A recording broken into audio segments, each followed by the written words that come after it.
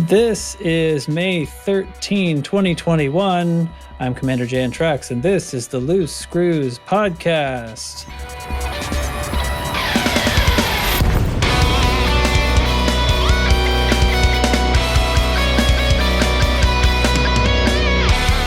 Hooray! We are all here. Yay! That's right. Joining me today is Commander Chig. Hi, my name is Commander Chig. That's what we're supposed to do, right? So they know what my voice sounds like? Yes, it's about the voice. That's right. All right. Commander Dubs. E? E? E? That's all we get. Commander, Lieutenant Commander Data. Hello, everyone. I am Data. This is the sound of my voice. Commander Nurgle. Hi. I am not Chig. Do people get you mixed up with Chig? No, Chig. You should have had me say that. You should have said, "Hi, this is Nurgle." We should have done an intro. Oh, damn it! Been good. Next time. All right. Yep. And Commander NL Greetings and salutations.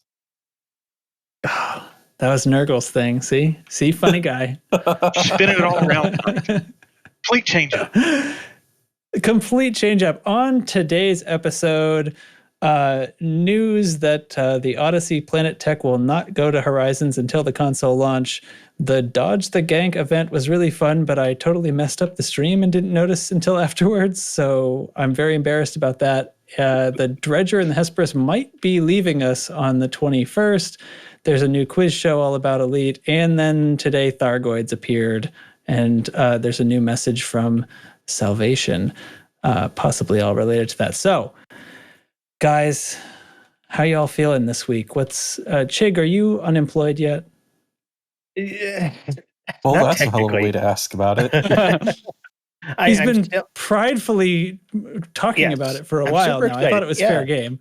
Yeah, no, I'm still technically working. We're technically still open, but I basically show up. You know, I'm trying to clean out the office furniture and stuff like that. So I show up for maybe an hour and a half, and then kind of do whatever the hell I want the rest of the day. So I planted a garden this week, peas and beans and carrots, the whole kit and caboodle. It's been a blast. And I've played a lot of video games. Yeah, it's been, I can't wait till I'm fully unemployed. Nice. So, yeah. But I mean, one nice thing is next week, then I'm planning on, I'm just going to start streaming Odyssey whenever the servers come up and just stream the shit show. I mean, stream the awesomeness that it will be for like almost the entire day. I'm just going to go with it. Nice. Yeah, that's my plan. Cool. Dubs, what's new in your neck of the woods? I wouldn't say too terribly much. Did I already say that we finally got my wife a computer after her laptop shit the bed? I think it was still in process last time. That was probably, yeah. Well, we finally got it. So, I mean, it's got a 3070. I guess that's nothing crazy, but I mean, getting a 30 series card is somewhat of a feat, I guess, Sounds in today's market demand. Yeah. I think those are supposed to meet 2080 Ti's in performance, aren't they? Yeah, they're supposed to meet or exceed or be like right on par, but I mean, when the whole computer system pre-built costs $1,900 and it can compete with a graphics card that by itself was $1,200, I'd say it's a win. Yeah, not too thrilled about having to buy a pre-built system. The thermals aren't quite what I would expect, but they're also not bad, I guess.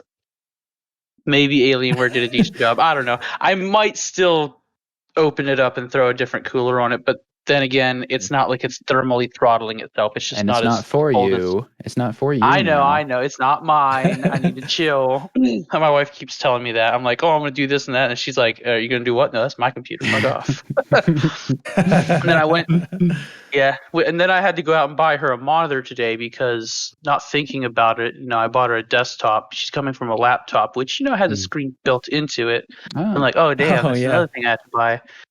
So I went out and bought her a $500 monitor just to get it home and find a dead green pixel right near the middle of the screen, which is just like, come on now. The first time I give Acer Predator brand a try and they just slap me in the face. So I'll just return it Awful. and get another one. I'll give them a second chance. I'm not just gonna throw them out because of one bad quality issue. But that's all I got going on. Nothing else. Cool, man. Data, what's new, man? Hey, I tuned into the anti-gank avoidance stream. It was a lot of fun to Mhm. watch. I wasn't watching the Twitch stream most of the time. I was just hanging out in the chat room. But I did see your large camera presence inside of there. But I didn't know. I don't know anything about streaming. I thought, well, maybe he's trying something else. That's what I thought too. Apparently, I thought that's you what were. everybody thought. Yeah, I thought you were just doing something different. yeah. It was fine. Don't be embarrassed. So It was fine. what happens is, so I have like multiple scenes, and one where the camera's bigger, right? If I'm just like talking or something, and I just didn't, my key press to change it to the other one didn't take, and I have a VR headset on. I did not look at this anyway. Whatever, stupid. I He feel doesn't have very to silly please about you, it. Data. My face cam is like half the screen, and I'm like we're doing like combat runs and like interdicting people, and I'm like covering half the screen. It's You're in super a dumb. courier, so you're like flipping around all the time. I just assumed your head was getting bigger, so it was just a natural progression of the screen. Okay. Yeah, I wasn't there because I've been out at the gathering up some raw mats out at the Crystal Forest this week. I think it was mentioned in a Burr and Reenie video that made me think about it. You know how much Yeah. the planet's going to be mixed up when Odyssey comes out. You never Yeah. know what might happen to the forest. So, but I'd fill up Right on on. them now. That's what I'm doing right now as we speak. All right. And Nurgle, how are you? What's been going on? Oh, I'll live. It's just been a crazy busy week. I think I've had more screen time tonight than I've had the rest of the week combined. So one of those Wow. weeks at work. Yeah, it happens. Cool. So NL Hate, I have one more. There's one more person on my list. What's up, man? Well, I got some congratulations and then some forgot abouts. It's been a week. I'm really looking forward to next week though. A lot of cool stuff in the near future. All right. I don't know how to take that. Are you okay? I don't know. You almost Should I forgot ask? about me just now. Oh, you just mean me. No, I wasn't expecting I wasn't expecting Nurgles to be so short. And I was like, wait, what do I do now? All right. Okay, guys. So I don't want to talk about this the stupid mistake I made on the stream anymore. So let's just get into it, shall we? I think as is tradition, we start with Kicking the a pig? squad update. We kick. Do we kick the pig? All right, no, we do a squad briefing. Oh. Incoming message. Squadron briefing. And no sound on this end. Oh no! All right, hold on. Let me fix Heard it. it I very mean, there is quietly. sound. It sounds like you have like sound the noise dampening software, and it's like fighting real hard not to let it through. Oh, you know what? Discord updated, and it did. It turned on a bunch of noise suppression that I had switched off. There. Do you guys want to hear it? Let's play it again. Let's play it again this way. More for effect. Once more for full effect. Incoming priority message. Squadron briefing. That's Now, poor form, Discord, to do an update that turns on previously existing settings that I had turned off. Not very good. I'm not happy about that. Anyway, what's up with the squadron, guys? I've got 2 ongoing elections right now. One in Governor Teflon's system, and one in V640. The one in V640, we appear to have some resistance of some kind. At least that one, there's been some back and forth on. Much to Hate's joy and happiness, we have finally purged our bad neighbors from HIP 4907. Woohoo! Woo. That was a long effort there. Nice. A lot of it was just waiting on timing, but they're gone now, and I'm pretty sure there's already another NPC faction lined up to jump in and fill that slot, assuming everything kind of goes the way you expect it to be, which may be a bold statement considering the way BGS works. We're expanding out of NLTT 2969 again. And today was day 10, so starting with the tick tomorrow morning, we can go at any time. We are probably going to a system called, I'm going to pronounce it Hecate, Hecate. But there are multiple systems that are all really low on influence, so there's some wiggle room for where we can go there. We don't have a preference. If we end up in Hecate, we share the system with Brotherhood of Terra Monitor there. And earlier, yesterday or so, they said, come down, the water's fine. So, our priorities right now are going to be winning the election in V640, because we're pretty sure we've got some Fedneck interference going on there. We've got to try to shut down NLTT 2969, otherwise it's just going to sit here and chain expand into places we don't really care to go. And we need to work on consolidating in HIP 4907 and actually taking control there after we kicked out the bad neighbors. So that's where we're at. All right. Sounds good. Some exciting stuff and some less exciting stuff. And some less exciting. So there's some mundane Yeah. and some fascinating, and the BGS swings both ways. So. It does. Violently with a bat some days. Yeah. Absolutely right. Okay. Well, I guess now's when we would toss in a good old Galnet recap. So it seems that okay, so there was at first, I'm going to actually open the Galnet page so I can try to follow this here. There was the Voice of Salvation. So the message that you receive when you scan the logs on the Dredger and the Hesperus ship made it into Galnet, and this is where we're getting the contract ends May 21st. So if you haven't taken part in this story, I guess the message here is now's the time. Because Scan it may the be Hesperus and turn in the logs at the station it tells you to go to, and it says we'll contact you later for the next phase. I guess this is how you get in on that next phase. right. Yeah, I mean, I'm assuming, but either way, whatever's going to happen, something is. I suspect the ships might be leaving, so you should probably get out there to try to see them if you haven't. But that's speculation.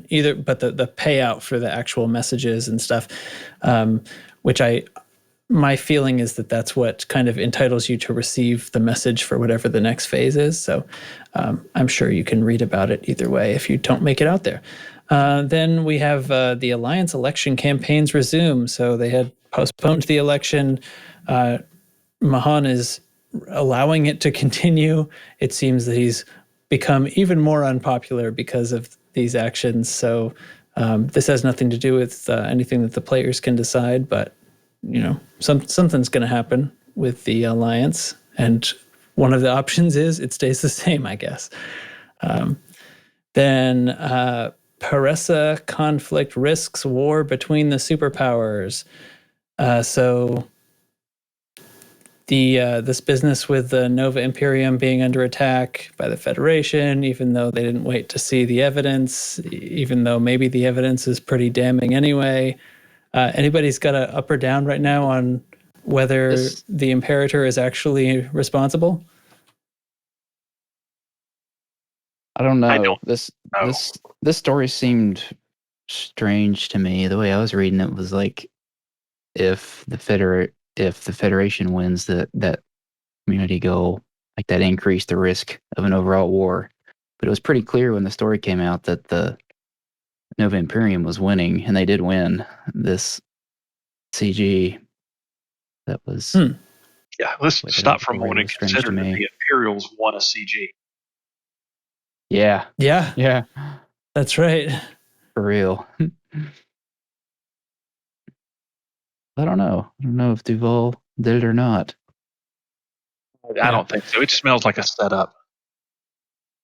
It would be kind of easy, right? I assumed that it was going to be something like that, but nothing's come to light. Okay, and then of course the Nova Imperium triumphs over the Federation, which is sort of amazing. And then today we have a new Thargoid Thargoid offensive going on in the usual places in Kolsak and the Pleiades sector, and with conflict zones and burning stations and everything. So there are rescue missions involved and conflict zones, which don't always show up and have been sort of scarce lately. So what were you going to say? Well, saying it's the usual place is a bit of the stretch, as 2 of the stations are less than a month old. Oh, that's true. Yeah, 2 of the new stations that were built for the Kumo crew have come under attack, but they are They there. are in the right neighborhood for it to be kind of usual. Yeah, so possibly new. There was also, I suppose I'll touch on this here. So FDev shared a tweet this morning showing an image of a Thargoid, and it had, breaking news: huge numbers of Thargoid scouts and interceptors have appeared in multiple systems. Aegis has mobilized available defenses, but is requesting assistance from the anti-Xeno squadrons. And there was a series of numbers that would flash onto the short little video that was playing there, which was ever so quickly decoded by Canon. And the message says, "React, react, react. That's all Aegis ever do. We need a solution." And it's signed Salvation. So definitely tied in with the Hesperus and Dredger story and the messages from Salvation there, which I think is pretty darn cool and hopefully means that something exciting is on the way. Yes? Maybe. Yeah. I was kind of hoping it decoded. I'm ready. Yeah. I was kind of hoping it decoded to drink more Ovaltine. Drink more Ovaltine. It Is did that what not. you said? Okay. Badoom, I'm showing my age. Never mind. Moving on. I find it interesting that it's a Thargoid escalation right before Odyssey launch. That's what excites me. Yeah. Oh yeah. To me, that points to something good better be Something. happening. And by Right, good, I mean exactly. lots of death and mayhem, and that we get to go kill bugs. Well, there's also just something new in general. there's the possibility of a full-on Fed Imperial war right before Odyssey launches too. So, which perfect I'm opportunity. an anarchist. They can kill each other. I don't care. I went through, and none of the affected stations have any federal or imperial aligned factions in them. That was going to be my next question. Not So a no rank single grind Fed for you. or imperial rank grind is available right now. It was all independent with 2 alliance factions. I wonder if these station rescues will take longer to finish than the previous ones then. Get that alliance rank grind. Yeah. Come on, Odyssey. Does Alliance even have a rank? No, Yeah, not yet. They have a reputation rank. not a rank. Yeah, they don't Key have a phrase rank. being not yet. But will it be backdated if I do it now? No. Almost certainly the answer to that is no. Okay, well, sorry. Any more on that, everyone? Galnet and whatnot? All right. Get out your Gauss cannons and your heat sinks and head out there. Yeah. It's exciting. I've only once done an AX conflict zone. They're usually just hunting those signal sources, which are fun in their own way, but this is like kind of a whole different thing that doesn't come around so often. So it's worth going out to experience. So onward then. On Tuesday, we had the typical Super Cruise News live stream with Zach and Sally. No new news or anything like that, but they did introduce a new thing called Commander Creations, where they're going to be featuring more than just screenshots. But I think this is rolling in their fascination with Lego and things like that. One week, I know they shared Lark Shadow's Minecraft ship builds, which is pretty cool. So more stuff is going to be coming. They have like basically a Twitter post or hashtag or something for Commander Creations, and they'll be trying to feature more of that stuff. On Wednesday, there was a post on the forum from community manager Bruce about this update about Horizons Odyssey compatibility. Okay, so this is going to be one of the things. I'll just say, let's say this. On Thursday, today, they did a stream where Art streamed on Xbox with Xbox people, and they did AX conflict zones, and it was good fun. No news or anything that I saw happened. So, but on Wednesday, okay, so the Odyssey Horizons compatibility update. This is the announcement that at launch, Horizons and Odyssey players will not instance together at all. Previously, we had been told that we would not instance together on planet surfaces because that's where the on-foot demarcation would need to happen. So now they're either changing their minds or clarifying that we will not instance together at all. We will play in the universe as if we are different platforms. And then at the time when consoles roll into Odyssey, that's the moment where everything will reunite, and the updated graphics, Planet Tech lighting will pass on to Horizons players, even though they still won't be able to go on foot or access tenuous atmosphere landings. They will get the updated Planet Tech at that time, but not until then. And that seems to be the big change. So what do you think? My take was this didn't surprise me that much, and it seemed like sort of a technical hurdle that something needed to give. I thought it was a little strange to trying to imagine where the instance would split if a Horizons player and an Odyssey player were traveling down to the same planet at the same time in a wing. It seemed a little, I just, it was hard to imagine how that was going to function. I think this is a clear technical difference or a technical reason why this is happening, but I noticed everybody got very, very upset about this. So what's up? Are you guys upset? I don't think it's a good thing, but no, it doesn't really bother me. I mean, for a gang like ours, if you're For me, PC player, you're gonna. We don't usually see other players unless you try to. If we do a group event, if you're in a busy place, and most of us are gonna have Odyssey, so. And see, I don't that's think I'll one be too thing bothered by it.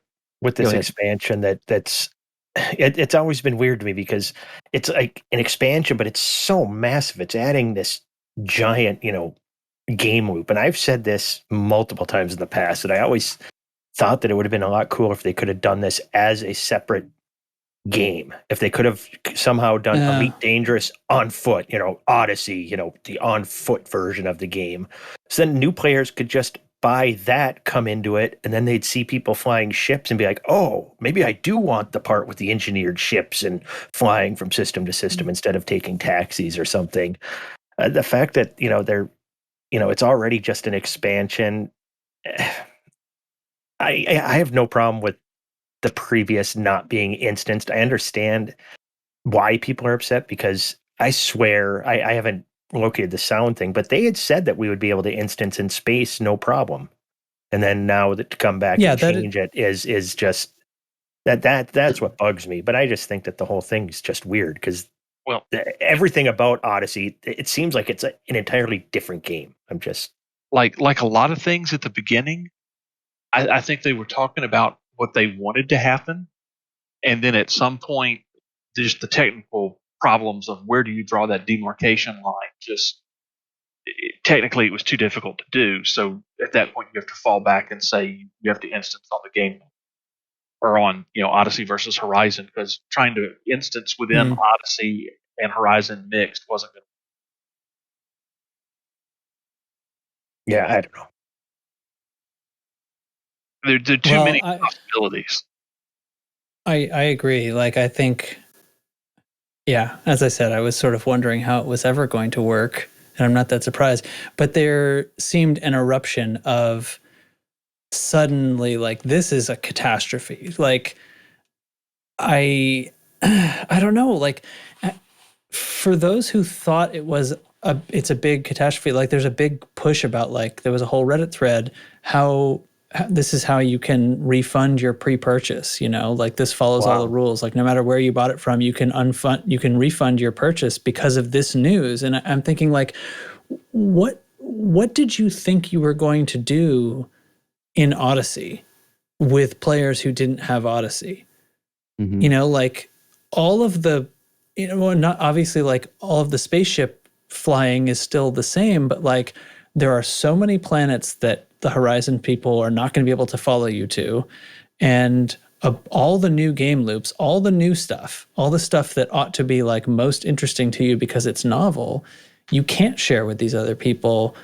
So is it that big a problem? Like, I get it's inconvenient, but, like, I also find it sort of hard to believe that who isn't going to buy this but is still going to be playing Elite Dangerous? Well, think about it this way. We make this mistake quite a bit because obviously we're on a podcast. We're hanging out in a Discord, all week. We're the audience that is, well, of course we're going to have Odyssey, but it always blew my mind when you meet somebody who didn't even have Horizons before they, joined them for free. And there were a lot of players that way, not a lot in, our Discord. I think once you get to the point where you're hanging out in an Elite Dangerous Discord, you're already at the point where you're, a part of the community and you're going to be playing the latest update no matter what. I mean, like back in the World of Warcraft days, there were people that would be playing just vanilla running quests and stuff, and they didn't care about raiding or anything. So they would just be out running quests and just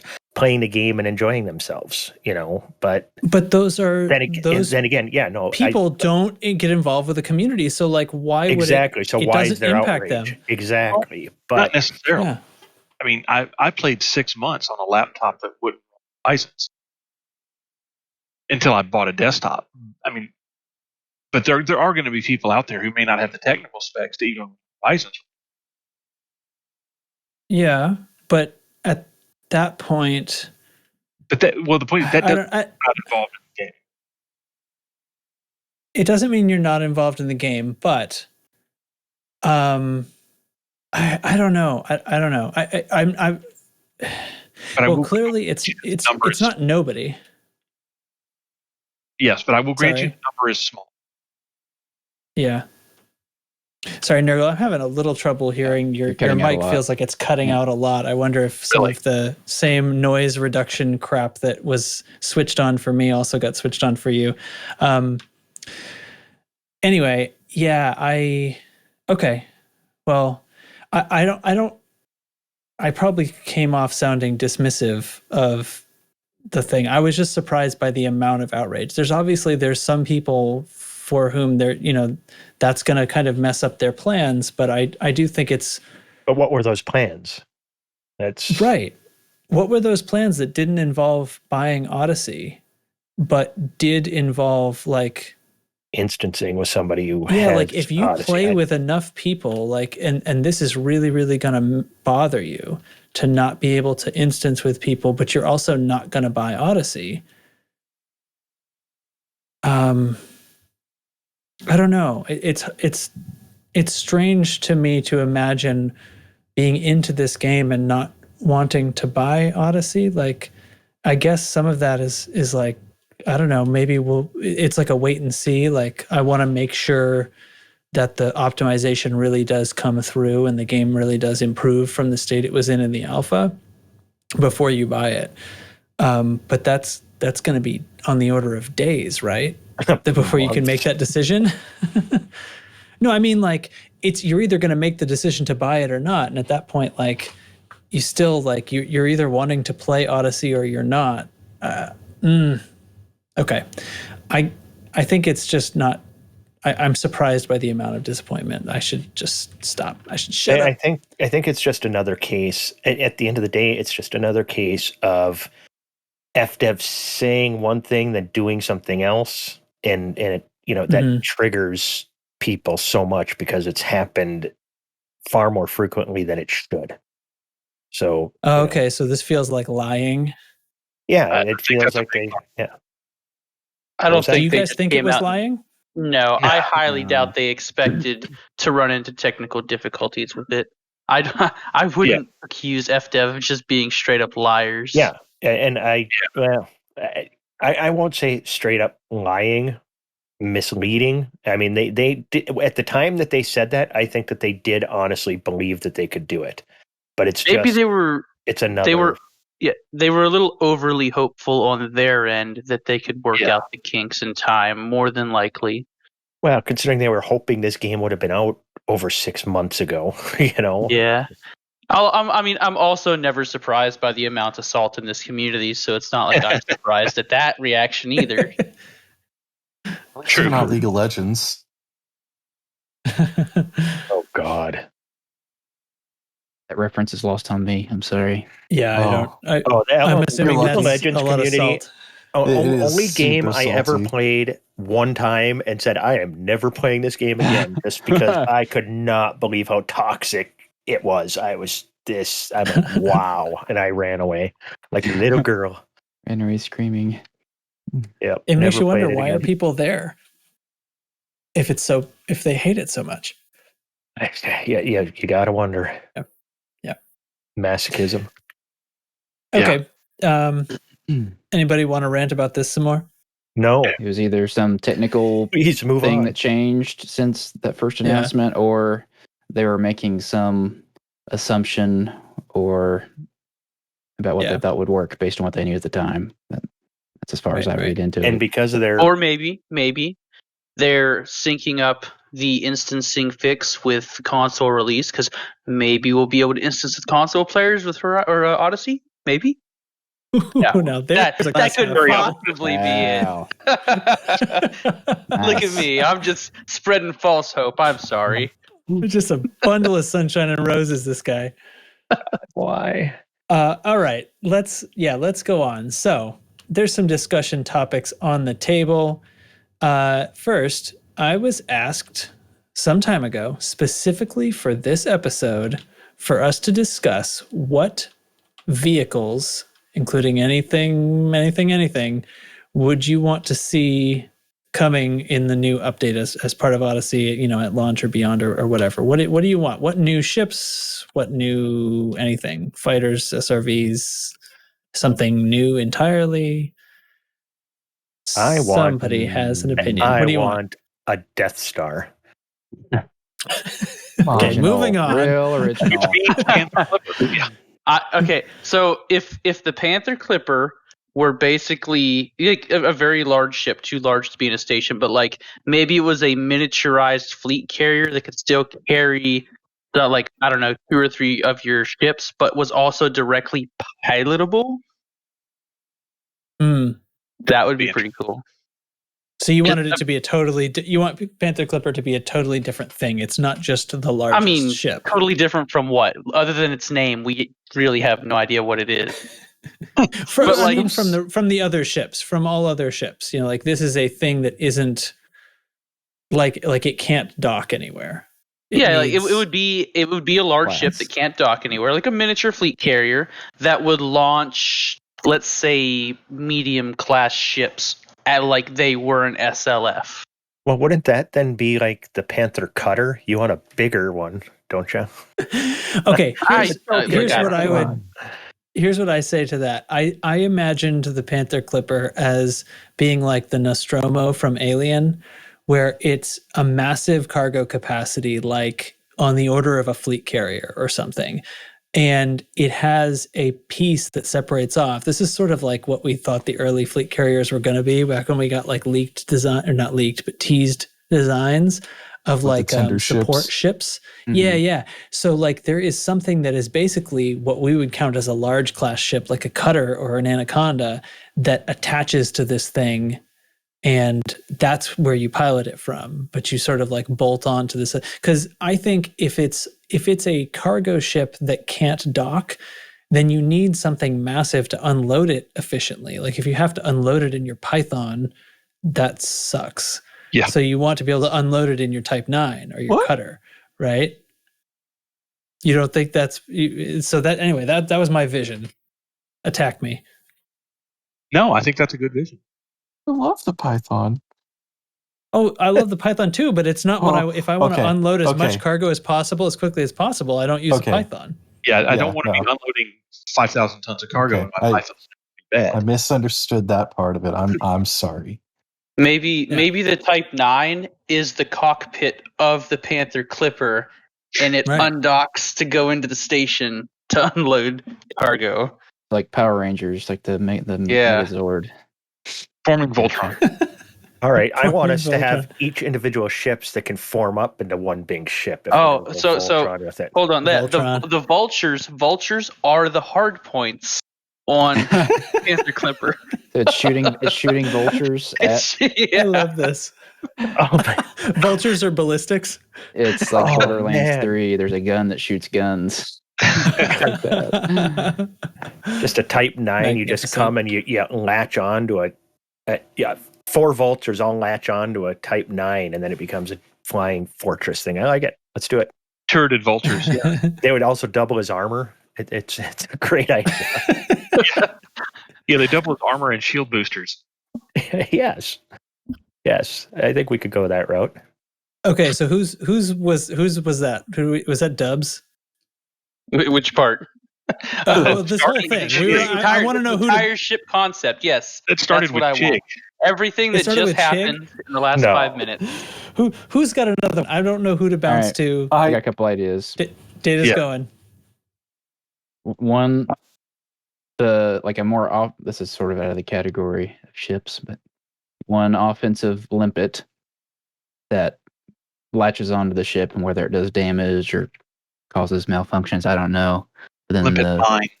the defending ship could cause it to fail. You know, if you play some mini game to make it unlatch from your ship. Trying to do a mini game while you're in the middle of combat would be Ele- No, it would make Electronic turrets warfare? be meaningful. yeah. And I just want a new SRV. You know, you got the tank concept. I want one that can go really fast and somehow has better traction on these low G worlds. Even if Speeder you bike. you got to sacrifice something like health. You know, it might be really paper thin, even more so than now. Speeder But bike. Quad rotor? yeah, like a Maybe speeder some of bike, I those guess. like enormous defensive drones, but as an SRV. What about we get a hold of Anakin and get ourselves a pod racer? Now this, I didn't go there. Awesome. Oh, God. SRVs would be cool. That's all I So got. this is like a higher speed, easier to drive SRV, I guess, right? It's a speeder Yeah. bike. If you crash, you're done. Yeah. Fragile. Yeah. Yeah. All right. I would be Nate? interested in a competitive ship versus the Fer-Lance that was equipped with 2 large hardpoints and 3 or 4 small hardpoints, so you could more readily use power play weapons on it. But I know if you use 4 engine pips on the Fer-Lance, it can turn pretty quickly. It was something that turned a little bit faster than the Fer-Lance, being that ship would be packing a little less heat. Maybe make that the trade-off. fragile. And put it, more I know, I fragile and watched- turns a little faster. I watched a courier do pretty damn good against a Fer-Lance the other night. So Yeah. But the hard points aren't there for the courier. I understand Yeah. what he's talking about. Yeah, trade off firepower for maneuverability. Yeah. Yeah. Yeah. Just a little bit though, not too much. Just enough to tip it one way or the other. I mean, And- that's just some more advanced engineering options for the ships we have to get a little more. Like, if you could remove like a cargo bay and add an extra hard point or something like that, really start messing with the, look and layout of a ship. So you could get yourself a genuine glass cannon. You start removing a lot of internal stuff that might give you defenses and actually start adding more weapons. And you could, the sky's the limit on what you could do with a ship. Look, why couldn't you mount more turrets on the ship if you got an engineer helping you out? a single huge hard point with thrusters attached to it. We're done. Yes. Just strap it on top and go. You have 7.5 minutes of air. A huge hard point with a SAT on top. Yeah. Yeah. Yeah. Yeah, I would like to see, since we're getting the individual suits for different roles in Odyssey, I would like to see SRVs along that same line.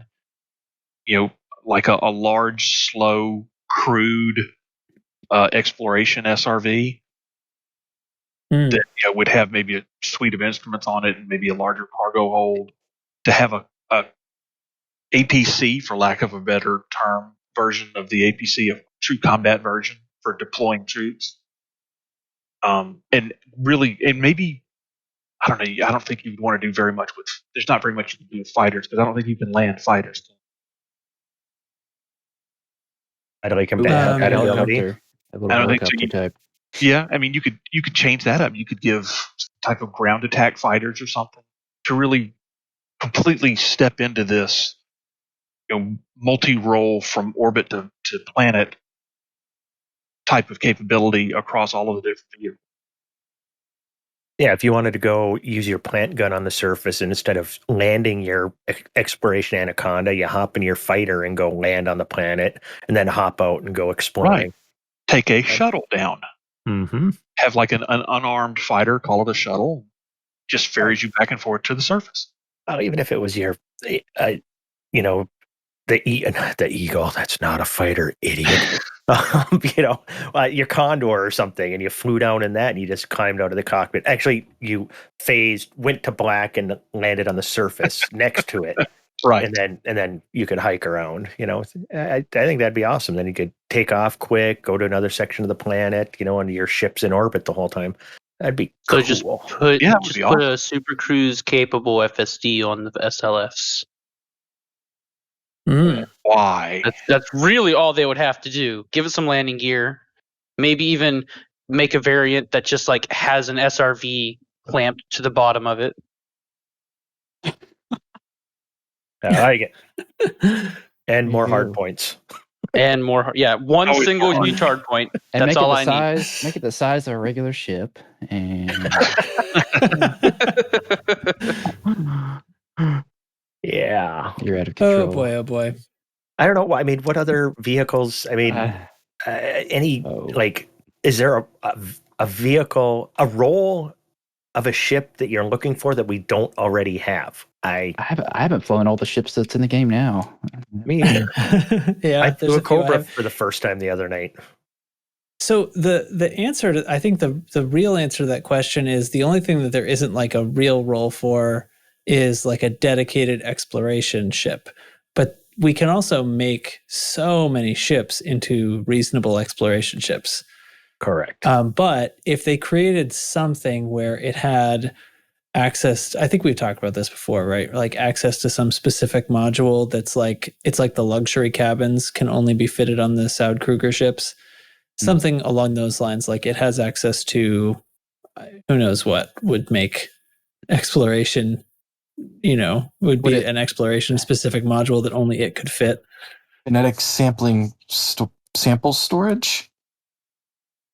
That would be What if they took the telescope, or the full spectrum scanner, take that out of every ship and make it special, make it so it's not default. Oh, but that never happens. You can't take things away. I was going to say, yeah, go the other direction with it and go with an advanced full spectrum scanner that requires a special module slot maybe to get in, that you can look out like 20 light years. So on your galaxy map, you'll get, if there's a higher chance of Whoa. Earth-like worlds or a higher chance of possible, deep space scanning rather than just scanning the system you're in. You go into more of a galaxy map thing that's got a 20 light year bubble, 25 light year bubble, and you can start looking around and deciding which direction to go, especially when you get near the core. Yeah. That would require the Stellar Forge to load a lot of shit that it doesn't already have to do. Yeah, but if you're doing it FSS style, you'd have to be jogging to each kind of star and taking a look around you. And it could do like it does on the planets. Remember when it used to take forever to let you know if there was a bio or a geosite, and then they shortened that up to say there was a higher probability? It could be that kind of thing. It's not telling you exactly what's there, just giving you a probability. I think that's because the Stellar Forge was still working. It was still deciding if there was something there. Could you imagine the server load on whatever piece of hardware is running the Stellar Forge if thousands of commanders in the middle of nowhere were forcing it to load 20 systems around them in a bubble as they're doing this fancy new FSS? I don't think it would be loading 20.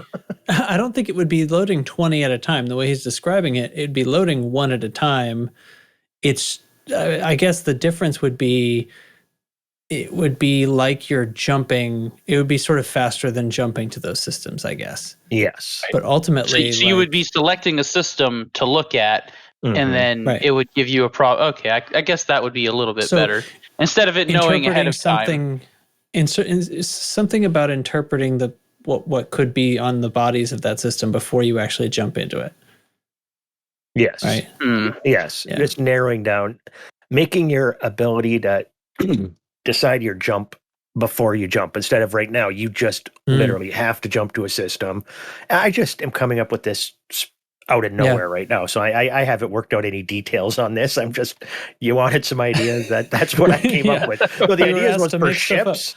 And now I'm talking about a whole new game mechanic, but hey, whatever. Okay, so, I'll give you one.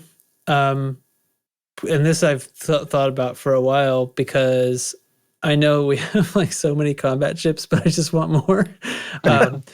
So I want a big brother to the Vulture. It's the Vulture's. Is the Vulture Falcon DeLacy? That's Core Dynamics. Core Dynamics. That's Core Dynamics. Oh, damn. See, that's sort of a bummer. So I want, like, lore-wise, I don't particularly care for the Federal ships for the most part. I think that they underperform at their seemingly assigned roles. And I thought it was Falcon. I wanted to see like Falcon DeLacy make a medium combat ship that would be like a big brother of the Vulture, but I was mixed up about who manufactured it. So, I mean, does Falcon DeLacy make a decent medium combat ship already? Great Mark II? Don't you? Yeah, but those are multi-purpose, right? So it's not dedicated combat. That's not. Yeah, they need a. I don't think Falcon DeLacy makes any dedicated combat ships. The Viper. I guess, they make the Viper, but I've never really considered that a good combat ship. It's a cheap combat ship, but... You're going to make Lark Shadow very upset by saying that. Way to beat me to it. Yeah. Yeah, that wasn't very nice. So, I don't know. I agree, though. More combat ships, for sure. I mean, more stuff. I don't know, my head doesn't go after stuff like more SRVs and fighters and stuff like that. Like I will love them when they come. But maybe it's because you don't like do modules and stuff on them. Like there's so much to do with shipbuilding. That's like a huge thing. And a new SRV, it's like, oh great, so this one does this differently. It's true. I think on this topic, really what we're like together on is that we want more SRVs, but like before that we want SRV engineering. And we want more fighters, but before that we want fighter engineering. Fighter engineering. Well, would that wreck the game? But there's a lot of people that hate engineering. Yes. More engineering, please. Can't make everybody happy. Especially since the Odyssey engineering seems like it might even be more grindy. It's like there's like layers of grind to it instead of just the one material grind now. So I am not looking forward to 9 new engineers. I am not. And all Well, the I mean, different materials you got to go Oh yeah, everything that goes with it. together. I couldn't even begin to comprehend that during the alpha. I have no idea how to trade materials in Odyssey. Yeah, I'm 2 or looking 3 of forward those to engineers are going to be out in muddling through it. Colonia. Oh God, why would you say that? But Well, they'll be. I'm just being you know, honest, buddy. I know. They won't be the unique. That'll just to give the Colonia people access to engineers. We'll have access to the same Yeah. mods back here. Hopefully. You But know, they go with the same pinning method and stuff. You know, Yeah. the OCD ones among us will have to fly out there to get those, right? Yeah. Oh yeah. Gotta have more blue. I was thinking Colonia is sort of We'll organize the best. Yeah, Colonia is sort of the best place to be to engineer things because Oh, yeah. you only have to go to 4 engineers. They just cover everything. Yeah, and they've got stuff I mean, that sure, the you bubble can't pin doesn't as have. much, but yeah, they have like one or 2 things. 2 things now, I think. Well, they have 2, but only one that you need to put special effects on. Yeah. Correct. Okay. All right. Anything else on this, guys, or should we talk about the Thargs? Dogs. Yeah, Thargs. So there's been a Tharg-splosion, and it's time. Oh, Tharg-splosion. Yeah, I'm going to use. Did you that for just the come up title. with that? I did. Nice. That was a good one. Tharg-splosion. Okay. There's been a Tharg-splosion, and therefore there are some people who have started playing the game. And this might be the first time that there's been a Thargoid incursion since they've been playing. So, what do you got to know to fight a Thargoid? What do you Don't gotta alone know? if you're Talk at new. once. Oh my god! Throw your And then shields everybody away. literally The talks at once. first thing you need Okay. to do, throw your shields away. They're buy an, useless in a buy an Thargoid fight. adder. Buy an An adder. adder, yep. Adders are where it's at. You guys are so helpful. I don't know. There's like whole tutorial videos on this from AXI. And Yeah, I feel like we're not the everybody- experts. But There was Trex, just go ahead. your Trex, you just throw out just the broadest thing. All right, explain Thargoid combat. Go. It's like I love it. The things that made it different than the normal NPC combat to me was like there's patterns to it all, to the mechanics. to the attack patterns of the Thargoids. Yeah, and we're talking about the interceptors here, the scouts. Those are a whole level beneath the interceptors. But yeah, it's more like a game boss fight. Yes. yeah. There's patterns to look They're- out for. Staying cool, watching your heat and your range is very important. Yeah, they're strong, but they're not smart, and they're very predictable. Mm-hmm. That's a And good way to most put of their the attacks, interceptor. have phasing damage, so they will penetrate your shields a small amount, no matter what you shields? Yeah, it's What one shield? form of combat in this game where you literally don't need shields. Your best AX ships don't have shields. You know? No, but so I think it's definitely true that you can run, and I have run shieldless against Thargoids, and it's a perfectly good way to do it. I think that's actually sort of a little bit higher skill way of doing it. Like if I'm imagining going back to when I was first going up to Thargoids for the first time, Your frankly, shields I were actually gone didn't. in 2 seconds. well, I didn't have like I wasn't a community member. I went and fought Thargoids when I was basically playing alone most of the time. And I went and I was like, I'm going to learn to fight Thargoids. And I went in and learned it solo and got my first kill solo before I ever started going in with a wing. And I definitely would have been overwhelmed by trying to do shieldless and like run repair limpets and stuff like that. Even though I can see the advantage to it now in many cases, having just the automatically regenerating hit points of a shield, just a small byweave shield, was serving me better before in a chieftain. So I don't think like, I think Dubs is being not being untruthful, but being sort of silly about it. Like, what, throw your shields away. Not if you're a beginner, right? Am I? Yeah, no, I would not. Not I would if not you're- actually recommend that. Someone who has not killed an interceptor before, I absolutely would not recommend them use any of the ships that we use. Go find the AXI build for a Crate Mark II and go at it for your Yes, first- the Crate first Mark ship. II is an amazing ship. You only need Felicity Farseer at level 3 with a Crate Mark II, and you can get the job done without too much hassle. And that's not with So- Guardian stuff, right?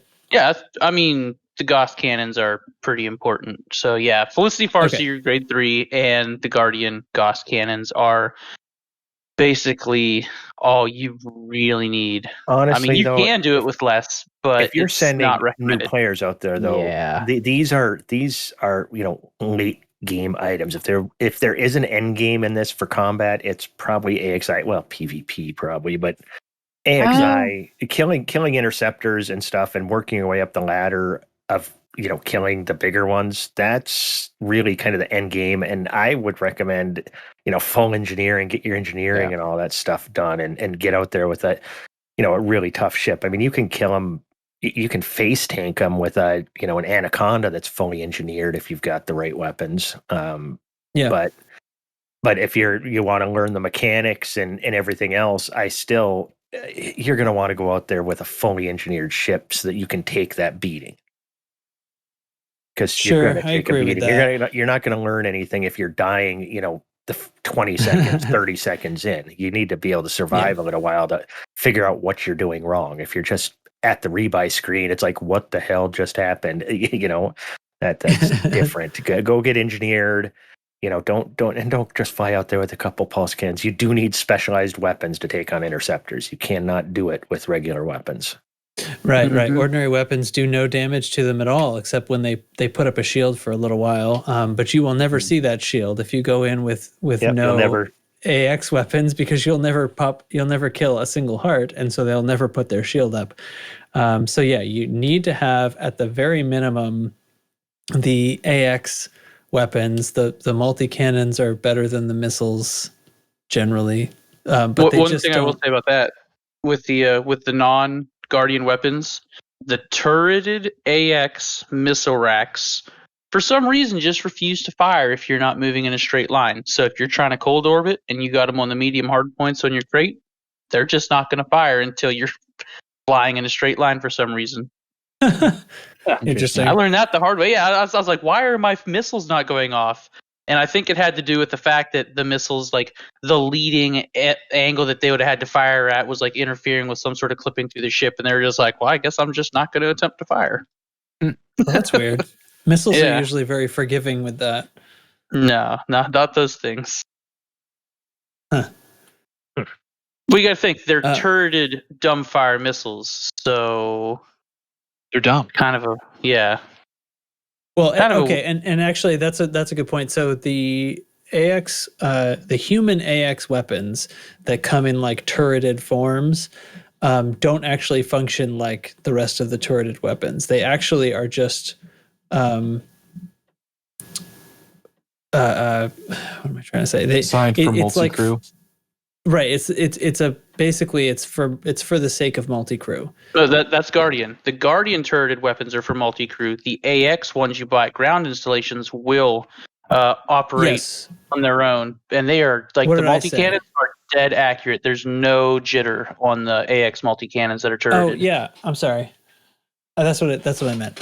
Yes. So the AX you can because there's no gimbaled versions of these. So there's turreted, and those do track. I've never tried the missiles. That's weird.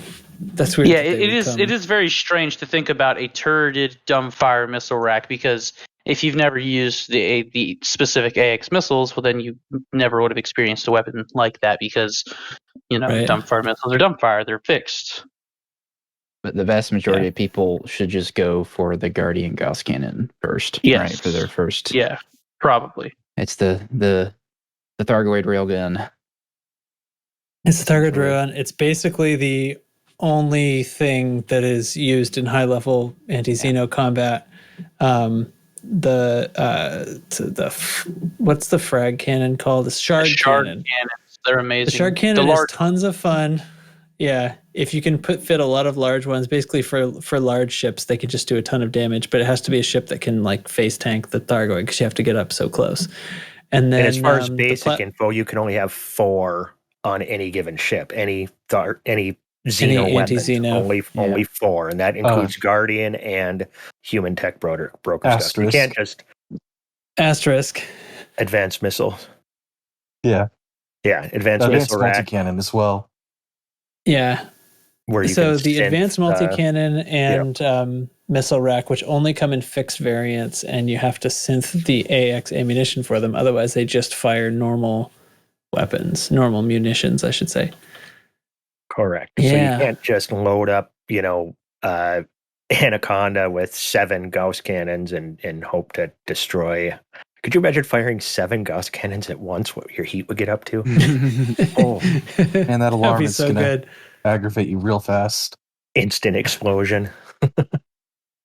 So I just wanted to have get that in there as you a, were talking about the weapons. Let them know that they can only Right.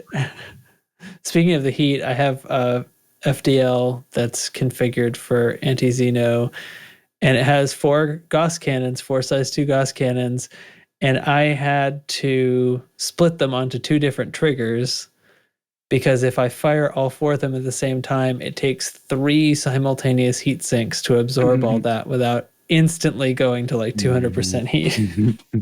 It was very good. But so I put, the left ones on one trigger and the other ones on the other side. And that's kind of cool. You alternate and then you can get away with just a little bit of heat seeking and it's fine. But yeah, massive, because you can't engineer any of this Guardian stuff. That's kind of something that I'm waiting for, right? I'm waiting for this community goal we had recently to do more Guardian research. I want one of these engineers to be the Guardian engineer. Yes. And I want a long range my Gauss cannons.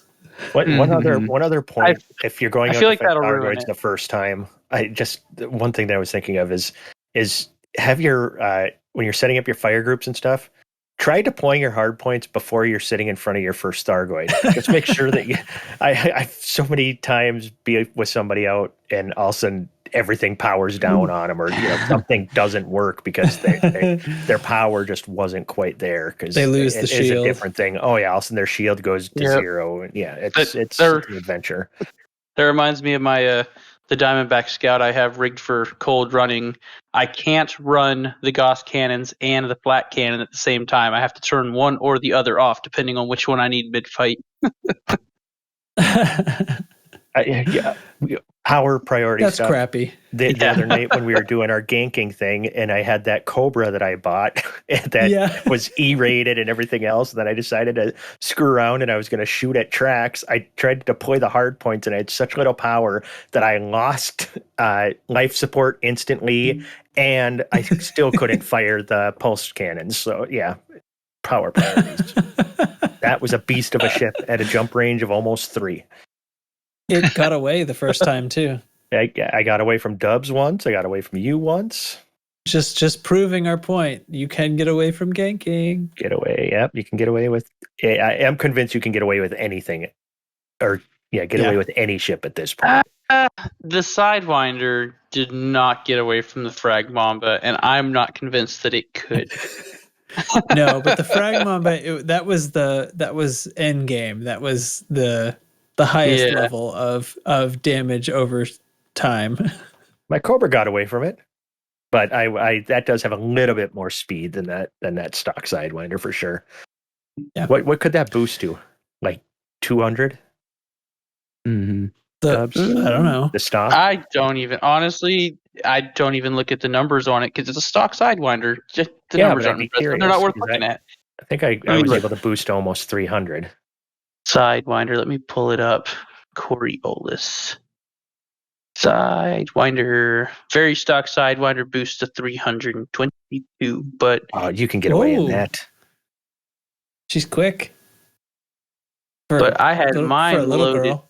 Yeah. Yeah, I guess it can boost to 300, but I mean, when you're talking about a G5 Doubt Frag Mamba, I mean, what's 300? 300 ain't shit. No, I'm sorry. it's not. Sidewinder's not getting away. You're Nope. just not doing it. No. But I'm assuming Okay, most people are out of a Sidewinder by the time they're in the situation where they're facing gankers. Yeah, but well, maybe. So to round off the anti-Xeno combat tips, here's one more tip. Join us in Discord and go out in a wing, and you'll have friends when you get to introduce to your first Thargoid, and that'll be fun. That'll be more fun. Still bring, the biggest, baddest anti-Xeno ship you can muster with your current engineers and stuff. But having friends means you can take on something and actually have a chance of winning, even if it's your first time out. And it's a really cool experience. The sound design is fantastic, and it's a whole part of the game that feels entirely different than any other part of the game. So get out and do it if you haven't done it already. We will go with you. It'll be fun. You'll get paid a bunch. Yeah, actually, with the pay up, it's pretty good these days. So last thing, an event. It was suggested, and now I can't remember by whom, but the idea was to go have a race at Pamesh before all of the planet surfaces change with Odyssey. So thinking that if they need a day of server downtime to have the game back up on Wednesday, that means Tuesday would be the downtime. So perhaps we aim at Monday. And everybody seems to agree they'll turn up on Monday. What's the date on Monday? The 17th. So, nerds, the 17th, Monday the 17th of May, let's get together on Discord and we'll go to Pamesh. We'll probably ride on some carriers. Anybody want to volunteer? I'm not 100% sure that I will be able to be there, but several of these other chaps will. Yeah, I'll jump the big cheese out there for sure. Meet, say, in Ross 310, 7 o'clock on Monday, and anybody that wants to come with, we'll jump out there. And I've never raced there, I've never raced, period. I'd love to go do it. Cool. I'm going to put together a should we establish which ships should be brought? Type 9 with 5D thrusters. Gross. Type 9 is sort of fun. Yeah. Oh, yeah. Well, I'll be bringing my I'm bringing my carrier. I'm bringing everything. So, bring some SRVs too. There's a race strip perched on a cliff out there. That's sort of the famous spot. Okay. Yeah. Let's do that. We'll just kind of wing it when we get there. If you want, any people want to put together really fast, small ship, and then something big that they want to race through there, that's fine. Mm-hmm. D-rated thrusters sounds terrible, fantastic, but no, yeah. But put whatever thrusters you want, but any size ship. You will do some cool. ships and some heats and big ships. Yeah, that'd be cool. And maybe just some random canyon, let's have fun. Demolition Derby style. Yeah. Mm-hmm. Yeah. I'll tell you what. Let's do a chig chat. It's chig chat. Yeah, that's a fact. It's chig chat. Where the cheese at? We here at Loose Screws never end a sentence with a preposition. Yeehaw. So I'm not going to do corn dog this week. I promised. Who did you promise? I promised everybody that I would not do corn dog again. This week I want to talk. I was playing CQC. Shocking, I know. Last weekend. Wait, what? All week. Yeah. Shocking, I know. What's CQC? God, I was playing some arena and when you're playing, there's like no ladder system in this game or anything, so there's no real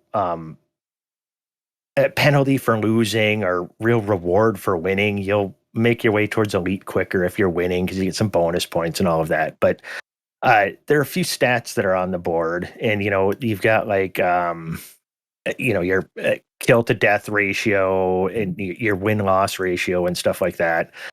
And most people in the community, all they look at is the number of kills. It means that you're playing, you're killing a lot of people, and you're going out. But you get people that game the system as best they can. I mean, there's one guy right now who is being made fun of. He's got like a kill to death ratio of like 35-1. He kills like 35 people and dies once for every time he does that. And I mean, the best of the best Musketeer, his KDR is like 16-1. So that guy is not that good. Usually you see somebody with a KDR of over 2. You're expecting a lot of trouble. Anybody over 1 is going to be a really good player if it's legit. What happens though is it's so easy to game it. The other night I was playing, and all of a sudden this guy is in the match with me, and I join, and it's a lobby of like 5 or 6. Everybody leaves except one guy, and he has like a 2.5-1 kill to death ratio, which is really Strong. good. If he's gaming it, I expect him to leave the lobby. If the game starts, I know it's going to be a challenge because he was willing to go 1-on-1 because my KDR is over 2 or KD kill to death, KTD. There we go. And people run away and stuff. I'm going to say this right now. I have never quit a game once I'm in it. I've taken 8-0 whoopings by Musketeer. Once I'm in the game, I'm not quitting. I'm going to play it out. Doesn't mean I won't see him in a lobby and say, screw it, I'm out of here. But this guy, I get in the match with him, and everybody leaves except him, and the match starts, and it's 1v1. I get 1 kill on him, he leaves. I'm like, you son of a bitch. Play a couple matches, then couldn't get a game, go over to team deathmatch, get in a match, and he's on a team. It's tied when I get in there. He hasn't died yet. And I happen to kill him again, and then he leaves that match once the team was losing. I'm like, what the hell? So then I go back over to regular deathmatch, and he's in there. And as soon as I kill him, he leaves again. So he's just gaming he's trying to boost his stats without really caring about the game. And it just annoyed me. So I followed him back to team deathmatch, and he was on my team this time. I started killing him. I was just annoyed. And then he left. So you might consider it bullying. But what I want to talk about though is we all kind of have our little codes of honor or little pet peeves and stuff of things that people do. And mine goes back to StarCraft days back in the day, the ladder. I play there, and if you quit, you'd get a loss. But if you got disconnected, you wouldn't get the loss. You would just get, it would end up being a draw, if I remember correctly. So people would pull their network cables and crap like that. Well, back then, I think you could just unplug your modem, we were playing on, the old dial-up. But people do stuff like that. In CQC, when you play, if you leave with 20 seconds left, you can menu log, and there's no penalty. You don't get any of the kills, so that might be one penalty, but deaths don't count against you either. Neither wins or losses, and you don't get any points for the match. But if it's down to one other person in there and you leave, they don't get the kills on you either, and they don't get the points towards the experience towards elite. A lot of people we're in there playing it, and we're trying to get our rank up, and it just drives me nuts when somebody just you play it, you're in a match for 6-7 minutes, and then all of a sudden 2 people just quit, and all of a sudden that was just wasted time for me, and it just bugs me. And it doesn't matter if it's a disconnect or you menu quit. It just makes it as though you were never in that match. And if the other person had killed you, it's as though, they were never there and you just wasted your time. And it just bugs me that people quit. And that's my biggest pet peeve in this game right now is just quitters. I don't know if you guys have any thoughts on stuff like that. I mean, disconnects happen. I think they should be counted as a loss. If you menu log, it should be counted as a loss, and those deaths and kills and everything should still count. What do you guys think? Do 100%. The Yeah, most give- aggravating thing, especially in like team deathmatch or any type of team PvP, the most aggravating thing is stat. Yes. Yeah, give you the old. I remember one of the Halo games, or maybe all of them. If you were leaving in the middle of a match, it'd give you some guilt trip on the. Are you sure you want the exit screen? Like, are you sure you want to get this loss, and you'll be letting your teammates down? Yeah, but at least there it Right.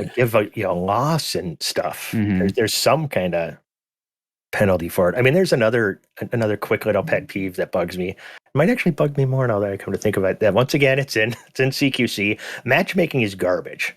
But as long as it's an even match, let's say it's 3v3. If it's 3v3, I don't care what the players' ranks are, because as I said, the ranks don't mean anything really. It's really experience. Now, if you're in a 3v3 match, it's fair game, grab power-ups and everything else. But if you're in a team with 3 and the other team has 2, I won't grab a power-up. I will not touch them. And a lot of the better CQC players won't do it. But there's some people that just don't care. They'll be up 19-2 in a match, in an imbalanced match, and they're still grabbing, the power-ups, the weapon power-up, the shield power-up, and just slaughtering the other team. And I got into a bit of a sportsmanlike conduct. Good old online, sparring with one of the guys in the CQC Discord, because I saw him. He was on my team, and he's doing it. And then after the match, we're in the Discord, and I'm like, dude, why are you grabbing power-ups? It's all about, I'm just grinding this for elite. I don't care about blah, blah. And it's like, man, I will just start shooting you next time. And then a bunch of people started, piping in the discussion a little bit. And, most of the guys are like, no, if you're on the team with more players, you don't grab power-ups. That's like a balancing factor. If the game isn't going to give you even matches, that's the great equalizer right there. So that's, and to be in there thing. Just to grind rank. Like, I mean, you want the rank. Yeah. But like, why do you want the rank if you don't like playing CQC enough to want to do it correctly, to want to do it with sportsman-like conduct, as they say? Yeah, you have to enjoy it. I don't know. I spent the next match just following him around. I only have one thing to say about that. Using Thargoid scouts for combat elite. True. Well, that's probably not the thing anymore, right? Because they got downgraded for how much rank they give. I mean, but it's still mindless, but and that, you can just sit there. But that doesn't affect other players at all. It's true. It does not affect other players, but it doesn't change how I feel about them. Yeah, you're not, when you're just, if you were blowing up other players, finger real hard at someone we know. Like a lot of people. No, think about this one for a minute. If the best way to get combat elite was killing other players, you would have people doing the ganking thing so much more. It would be oh yeah. People would just sit outside the newbie zone and just grab those it would be if you could kill the elite players. Yeah, well, I'm saying if the rank of the players didn't matter as much, right? And it was just the thing was just like you have to kill other players, but then you just have people lining up. Hey, let's get together tonight and just blow each other up 50 times, shoot each other. Yeah, exactly. Kill. Then you'd have to be losing rank when you get killed. Yeah, then now that would be awesome. That's what I wish. I mean, it would be continuously nice if the ranks variable actually ranks meant something in this game. It's an ELO they system. really don't. They mean nothing. There was a thing like this going on, and I actually don't know if it's still going on with Star Wars Squadrons, because that's sort of faded out, for me at least, with matchmaking and leaving matches and what should and shouldn't happen, which was complicated by the fact that there were some failure to connect bugs that would happen. You'd be, especially early on, and I think they did get better, but you'd be in the lobby waiting for the match to start, and the match starts, but one of your people doesn't make it in kind of thing. And then you've got a team of 5 together, and suddenly one of your people isn't in. So it's like, you don't want to, like, this is a competitive ranked thing with a ladder, like you said, that like Elite doesn't have. And then it was like, well, we don't want to play without all 5 of our people, and this is supposed to count. And then should it count if we leave? And should there be a window? And it's actually, there's like a lot of kind of politics and bug fixing in order to work it all out. So it's much better, I think, if it's solved culturally, like you're saying, like you have ways of sort of adjusting. I don't know personally if I think that they should, disconnect should not count you. I mean, obviously people shouldn't disconnect, but that might happen to somebody. I mean, you mentioned to me one time, and I think I experienced this once, that the Condor for some reason has a high probability to like get crashes. Higher in CQC. probability, yes. Higher. I remember crashing out of a game one time and couldn't get back in. I just never changed the ship. It's always starting on the default Condor. And that goes back to Frontier's networking issues. I mean, the other day I had an issue that had never happened to me before. I got killed in CQC, and then you get relaunched. And when I relaunched, none of my cockpit was viewable in front of me. I couldn't move. I couldn't fly. I could see all the other ships flying around in the distance. The match was still going on, and I was just there in some weird spectator mode where I couldn't do anything. And no timer for how much time was left in the match, nothing. So I didn't know what to do. I just sat there for a little bit, and then I went downstairs, grabbed a cup of coffee, came back up, and the next match had started. So it was weird stuff like that happens. But back to the farming, here's another another interesting one. What's the lengths that somebody has gone? There's another guy, I'm not going to call him out by name, who's farming CQC kills. He's doing it with his main character and 7 alts. Somebody's actually got a spreadsheet going to keep track of it. What people we manage to get into his games once in a while because one of his alts will disconnect. So then you end up in this match and you see all these, So like virtual machines, probably. I don't know how he's doing it, but he's got 7 accounts, or he's got 8 accounts total. In his main account, he's just kill farming, and you can tell the alt because all of them have 0 kills in just a bunch of deaths, and and they've got they're not rank 0 because you get points just for being in matches. So banned for that. He's doing that. That just is just to try to get the elite rank. He's doing that. And some people, they're like, why doesn't he just go into capture the flag? There'd be far less chance of any of us ending up in one of his games because nobody ever, you never are going to get a random capture the flag game. Yeah. And he could it just wouldn't be farm harder the to kills win, there. right? No, it wouldn't be harder to win. He could still just get the kills he needs, capture the flag once and then just murder his alts over and over and over again. Would be way faster and less chance of him having gotten busted because the one guy on the Discord has a spreadsheet that has all of his alts names and everything now. That is so funny because like that proves that this person has put enough thought into this that they like to create all these systems that probably virtual machines to run and like log into the game. Technically, if there's no bot controlling the game once they log in, then I guess that's not botting. But obviously, this is still like violating the rules. But they put this much thought into being able to set that all up and not enough thought into going, we'll just go into the mode that nobody plays. Yeah. Well, he probably didn't know enough about it. He's like, I'm just going to get I want CQC rank. So this is the mode that I would use to kill them. I don't know. That's so crummy. Like, why do you want CQC rank? Especially if you're not going to be good at it. Just why it's the practice and the fun. I don't know. They just want the trophy. It's a participation ribbon kid. So, but I just felt like whining tonight. How's that? That sounds awesome. Yeah, I know. I agree with you, Chig. It's okay. Yeah. All right. Well, that was fun. Just You not guys about actually CQC. hopping in CQC the other night. That was neat. Dubs and Oh yeah, Tracks I actually like to hopped do in. That was CQC fun. from time to time. It's great. I like to jump into something where the game mechanics are completely different. The power distributors don't act the same, and the ships don't fly the same. It's like, what is happening? It's so different. They fly pretty close to in game. The distributor works a little bit differently. It's more of an exponential curve. Yeah, it's definitely But different. they move. That's They for sure. move so slow. You're not used to flying ships at Yeah. that speed. Yeah, it's like, They- what do you mean 1 kilometer and he's out of my reach with my lasers? This is nonsense. Yeah. Yeah. The That's why you don't the start shooting distributor until you get within 600.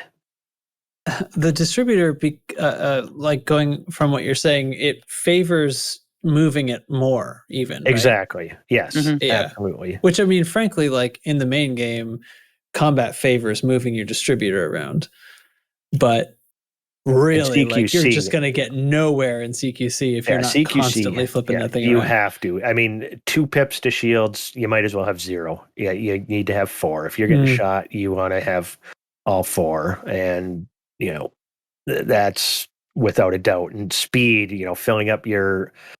If you want to be boosting, you need all 4 pips in your engines, and then you can boost not nonstop, but pretty damn close. I'm so spoiled to perma boosting that I got in that CQC match and I was like, this is some bullshit, man. Yeah. I'm used to perma boosting on 2 pips. Where's the engineer? It's a- I gotta get to the Yeah. engineer. Yeah. So Okay, guys. One more thing I want to mention: community comms, as I call it, I guess, or as it's called. Primetime Casual has created a little elite quiz show, and so far there's 2 out of 3 episodes released. Unless he put out another one today, and I didn't actually check. Featuring Ascorbius, Edelweiss, Greytest, and Wotherspoon, doing a little bit of head-to-head trivia, basically, getting into all kinds of different things. So anyway, it's fun. He's been sharing the links on Discord, and apparently they did a big session, and then he's chopping it up into videos. They're not even that long. Great little thing. Fit it in between other stuff you're doing. It's cool. All right, link in the show notes. I don't have anything left in this episode besides cheese and possibly beer. all right, I'll do cheese. This week's cheese. Friggin' do it. White cheddar cheese. Now, you may ask, what's the difference between regular cheddar cheese and white cheddar cheese? The color. Dye. Yeah. That's it. Yeah. If orange, what you see normally is like the orange colored cheddar cheese. They dye it. The reason they do that is because cheddar cheese. So it's not alive anymore. Well, I see what you did there. No, but what they feed the cows over the course of the year, when they're eating a lot of greens in the summer, it'll have a different shade of yellowish, orangish than it will in the winter, when it'll be more whitish when they're eating like hay rather than greens. So they decided to make it more appetizing and more consistent. They dye it so it's the same color year round. Now, the white cheddar cheese, and you'll be like, well, it tastes different. Not if they're aged the same. They're going to taste pretty much identical. If you got 2 cheeses aged a year, they're going to taste identical, whether they're white or orange. So typically when you find the aged cheddars, they're white. At least that's what I find most of the it time. can be, yes. And a really good aged white cheddar, if you look at it close, you can almost see like little crystals in it almost when it gets aged. It gets so sharp, man. Oh yeah, it's good stuff. Stay cheesy, everybody. It's really funny. I thought like you're partway through that, you're talking about what the cows are eating, and I was gonna say like, wait, they dye it inside the cow? Turns out that's not where he was going with that. But anyway, I had a lot of fun there. For a second. But like the milk will stay pretty consistent color when it comes out because of the way that light reflects off of milk. Reflects. I don't know science. Refracts as if it's passing through. Once it's turned into a cheese and it's I lost the words for cheese making, but once they start going through the process of cheese making, the color comes out from the enzymes from what they were eating. So Yeah. And I suppose if you went to the store, some people would see a cheddar cheese that's like a different shade of orangish that's weird, or a weird yellow, and they'd be like, I'm not buying that one. So for consistency, they've dyed it. And this isn't a new phenomenon. Apparently this has been going on for centuries. But yeah. Nice. Yeah. Wow. I truly learned a lot every day. today. Yeah. Yeah. I go to the store and I'm just like, cheese is cheese. Well, it's funny because like you find yeah, it's recipes that crap call singles. for white cheddar, right, instead of yellow cheddar, and I didn't know that it was just that it was dyed. No. Yep. Not at So all. why does white queso at the Mexican restaurants taste better than the yellow queso? Well, that's yellow not queso is necessarily just cheddar. It's just cheese whiz that they've. I don't know the pretending difference. is cheese. Yeah, I don't even know what cheeses they use. Yeah, they're going to be using a lot of. You could go back through the list of cheeses in the show, and I'm sure a few of the cheeses that are used in those quesos you get at the Mexican restaurant have been used. It's typically not cheddar. Hmm. All right. So Thanks. I'm calling this off. Fun episode. Thanks for joining me, Chig, Dubs, Data, Nurgle, Hate. And thanks everyone for listening. If you like the show, please rate and review on your podcast app. And feel free and in fact encouraged to join us on Discord at discord.io/loose screws. It's fun. Yay! Probably. Yeah. And check out the merch store we have at loosescrewsed.com for mugs, t-shirts, hoodies, and more. And come see us on Monday, where we're going to take a carrier out to Pamesh and run around and hopefully blow up and, have and some hopefully fun. next It's gonna be week's great. show will be a lot of Odyssey talk. Oh Yeah. yeah. Oh, also Hopefully you we'll be forgot to describing how. What did I forget to thank thank? Craig hung in the entire episode. What? Yeah, well, he hung in all the last episode too, but the files that he produced were still all fucked up, and I couldn't use them. So anyway, I don't believe anything until the episode's actually in the podcast feed. That's the point where I stop sweating about it at this point. So anyway, thanks everybody. That's gonna do it for us here at Loose Screws, the loosest and the screwiest podcast in the whole galaxy. Well, next time we'll be either in Odyssey or in Servo Limbo. So, that's that. Good night. Bye-bye.